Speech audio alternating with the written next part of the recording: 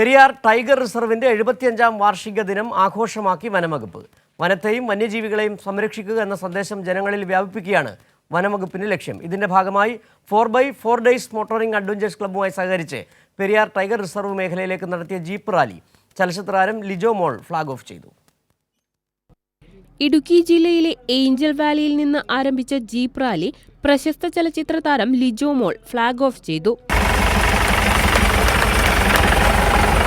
ഈ ചടങ്ങിൽ പങ്കെടുക്കാൻ കഴിഞ്ഞതിന്റെ സന്തോഷം ലിജോ മോൾ പങ്കുവച്ചു. കാരണം എനിക്കിത് പുറത്തു നിന്നുള്ള ഒരു പരിപാടിയിൽ ഞാൻ പങ്കെടുക്കാൻ വരുന്ന പോലെയല്ല. അമ്മ ഫോറസ്റ്റ് ഡിപ്പാർട്ട്മെന്റിലായിരുന്നു, ഞങ്ങള് ഫോറസ്റ്റ് ക്വാർട്ടേഴ്സിലായിരുന്നു, ഇരുമേട്ടിലായിരുന്നു ഒരുപാട് വർഷങ്ങൾ താമസിച്ചിരുന്നത്.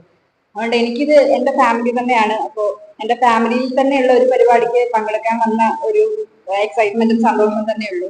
വനത്തെയും വന്യജീവികളെയും സംരക്ഷിക്കുക എന്ന സന്ദേശം ജനങ്ങളിൽ വ്യാപിപ്പിക്കുകയാണ് ഈ റാലിയുടെ ലക്ഷ്യം.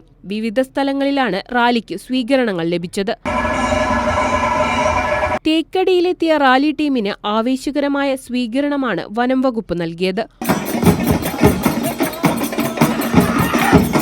ഇടുക്കി ജില്ലാ കളക്ടർ ഡോക്ടർ ദിനേശൻ ചെറുവത്ത് IAS, ഉന്നത വനം വകുപ്പ് ഉദ്യോഗസ്ഥർ എന്നിവർ ചേർന്നാണ് സ്വീകരണം നൽകിയത്.